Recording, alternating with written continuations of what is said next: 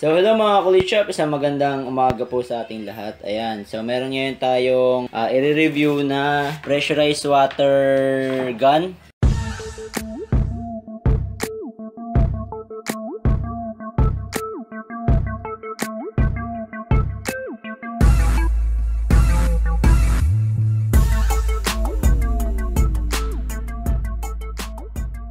Ang tatak po niya ay Media. Ayan. So, alam ko po na marami na sa market ang naglalabasan na ganito. Pero ito kasi regalo lang sa akin ng papa ko. So, itatry natin na gamitin pang underwash ng ating sasakyan. So, kaya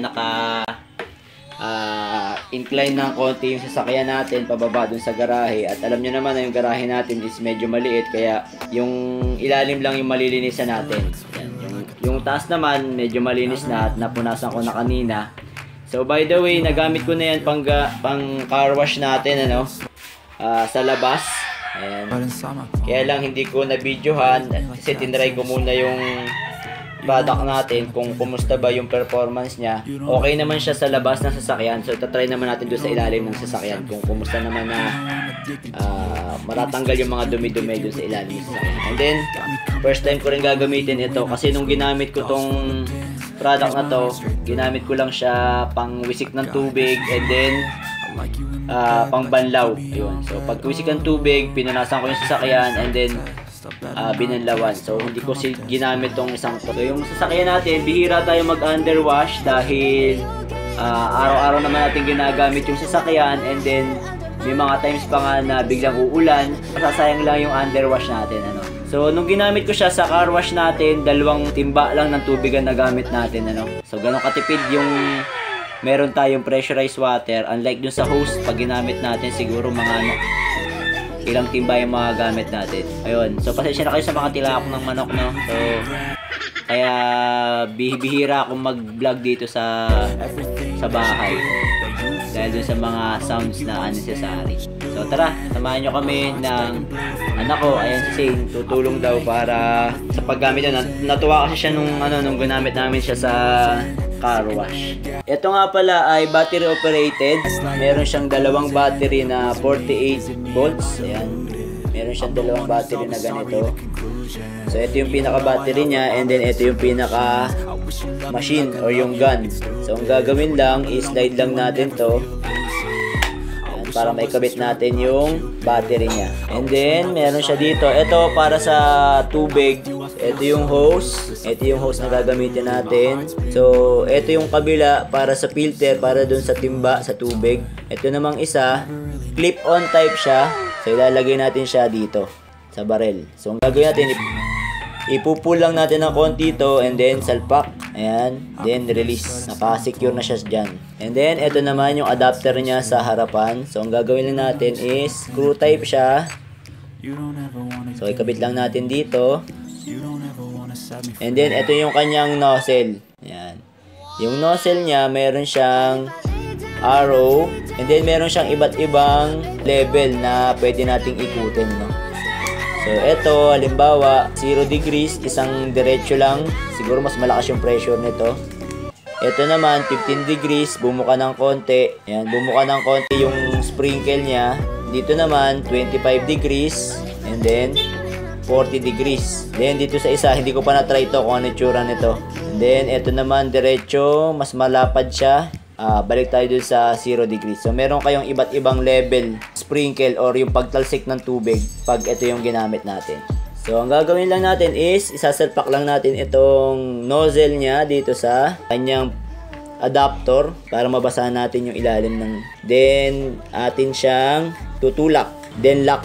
Yan. Meron siyang lock. Yun. Tapos, idiretso lang natin yung nozzle na ganyan. So, try natin. Yung hose naman niya, enough lang. Meron siyang enough na haba para sa makaikot kayo sa sasakyan. Lalagay lang natin to dito sa timba ng tubig. So kailangan lang naka-submerge talaga yung filter niya or yung pinaka hose sa source of water ninyo. So try natin guys. Ito yung 0 degrees. So ang gagawin na natin, parang gumabari lang tayo. Pe-press natin tong trigger. So sa una wala pang lalabas na water. Hintayin nyo lang kasi lalabas din yun.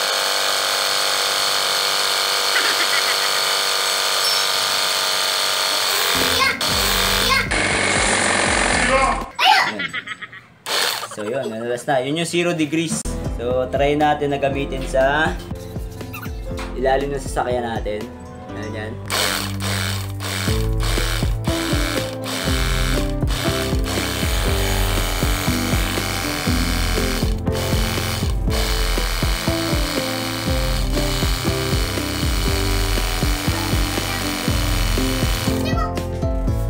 So mas malakas yung pressure niya pag yung 0 degrees. Tapos, Try naman natin yung 15. So ikot lang natin. Sa 15 degrees. Ayan. So mapapansin nyo lumapad ng konti yung talsik ng tubig.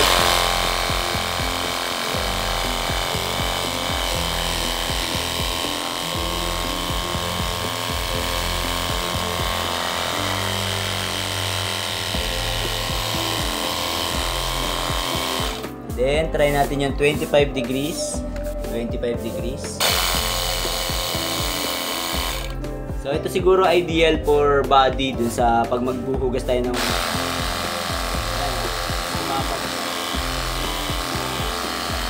pero habang lumalapad yung kanyang talsik ng tubig, mas humihina yung pressure. Then, 40 degrees. 40. Okay, Try 40. natin yung 40.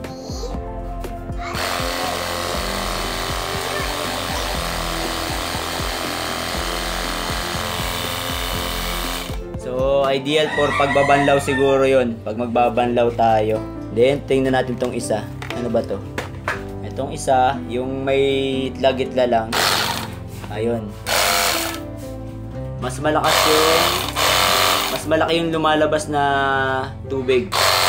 And then, eto. Yung isa naman. Yung mas malalapad na straight. Siguro ito, pwede pang mga pandilig-dilig ng halaman. Mahina yung pressure pero malapad yung buga. So balik tayo dito sa 0 degrees para yung mga dumi-dumi ay matanggal. So kaya naman tayo nag-underwash para matanggal yung mga nakakapit na dumi.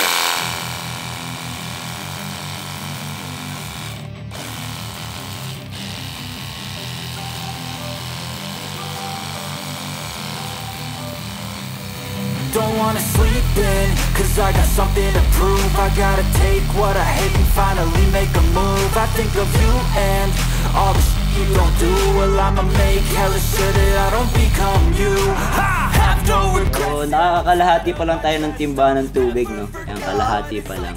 Kalahati pa lang, no? Kaso marami pa. Tanggalin sprayan natin yung mga part na alam nating madudumi.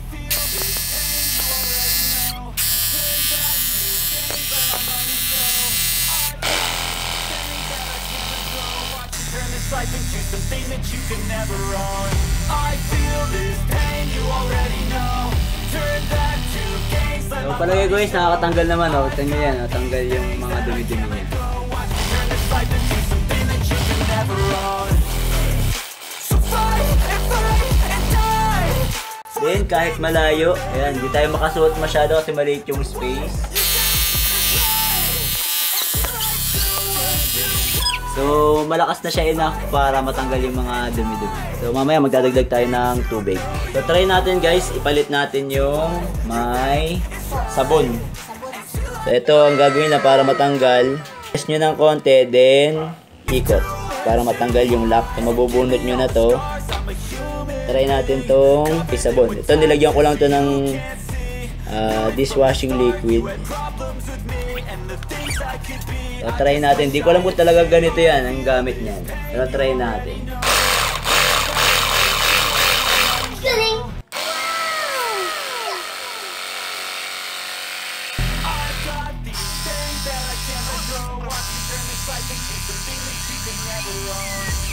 So, ideal siguro siya pang car wash talaga. Ito yung part na to.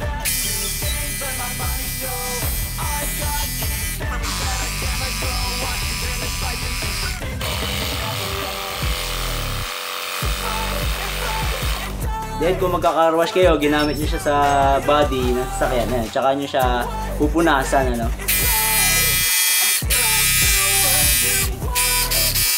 O, para matanggal lang yung mga ibang dumi-dumi.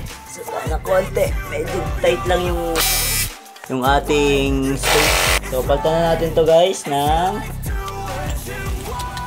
ito yung pambanlaw natin. Dahil magdadagdag tayong tubig. Saktong wala na yung tubig. Kakarwas siya eh. Ayun yung kalaro ni Sin, no? Si Clyde, tsaka si Kael.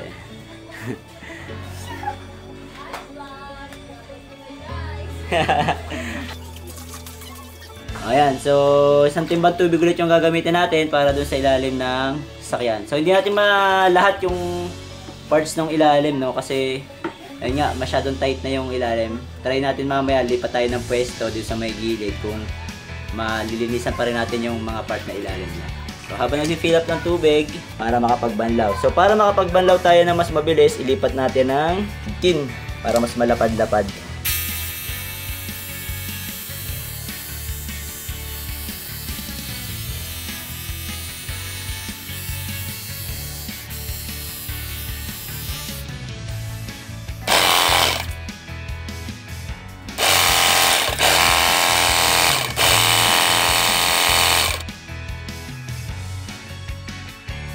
Yun, so nakakalis naman siya ng mga dumi-dumi guys. So ayan, tinan nyo, kahit hindi mo na punasan, hindi ko na pinunasan yan, nilagyan ko lang nung sabon.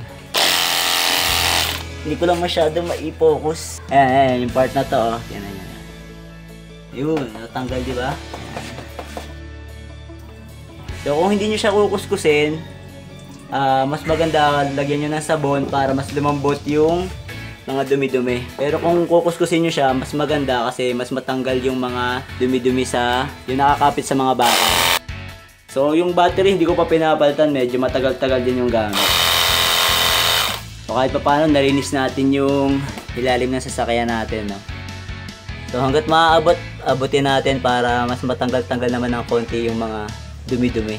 So for me, enough na yung power niya para kahit pa paano hindi na yung kayo yung magkukuskus, kayo yung magkakalwit ng mga dumi-dumi, ano. So ito nga pala ay sa Shopee in order ni Papa, pero hindi ko alam kung ano yung shop. Try naman tayo dun sa gilid para matingnan natin kung... So since na medyo masikip yung gilid, no, dito ko na lang ilalagay yung iwanan yung timba. Enough naman yung length ng hose. Ayan, dito tayo sa ilalim, sa gilid. Yun, natanggal nga yung yung undercoat ko eh. Hindi ko na masyadong kita yung part na yan, guys.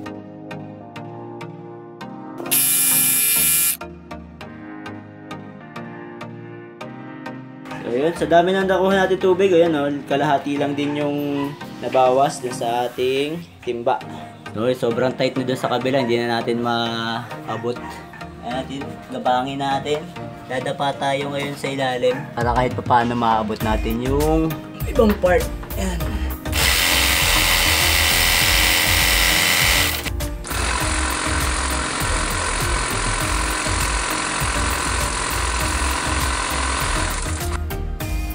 So inilipat ko sa 0 degrees kasi hindi ko na maabot masyado yung malalayo.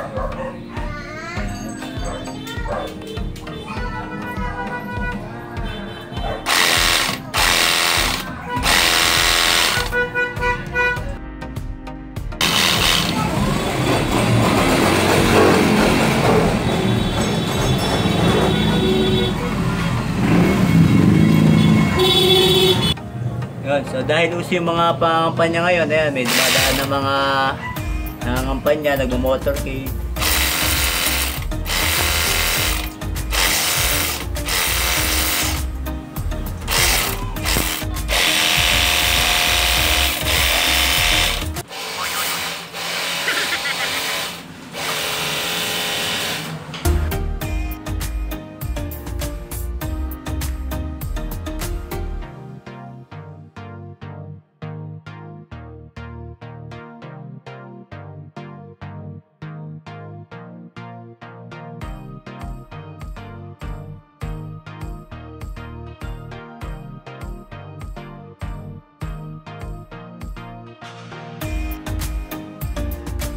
So guys, tayo natin sa lumot, yan, may lumot-lumot yung harapan namin.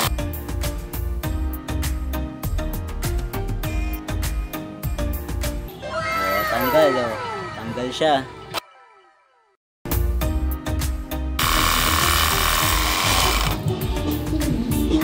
So ayun guys, halos na tapos na yung lahat ng ilalim ng sasakyan natin, ano. At nasprayan ko na, no. Hindi ko lang nasabon lahat, hindi ko lang napunasan lahat o nakuskus lahat. Pero pinabayaan na lang natin na yung sprayer yung maglinis dun sa ilalim, ano. Yung sample ng linis guys, ayan, no. Oh, ayan. Okay naman siya. So may mga natitira lang na paunti-unti na mga nakakapit na dumi kasi nga hindi ko siya na punasan habang nililinis natin, ano. So mas maganda siguro kung makukuskus nyo rin din talaga yung mga part na sprayan. Pero yung mga stubborn dirt, yung mga talagang nakapit na dumi, nabawasan naman. Yan. So hindi mo naman 100% din talaga malilinis unless talagang sasabunin mo or kukuskusin natin yung pinakailalim na part o yung mga parts ng ilalim natin, ano. So ang comment ko lang sa kanya is pag dire-diretso tayo, siguro mga 30 seconds to 1 minute na dire-diretso, as in talagang dire-diretso na naka-press tayo dito sa ating button. Medyo umiinit yung ating device, ano, yung gadget natin medyo umiinit. So normal naman siguro yon, lalong-lalo na kung talagang dire-diretso yung paggamit natin. Wala talagang tigil eh. Yung press ko talaga kanina dire-diretso, as in 1 minute siguro yon na dire-diretso. Ayan. And then, ayun nga, comment ko lang din, mas makakatipid tayo sa tubig.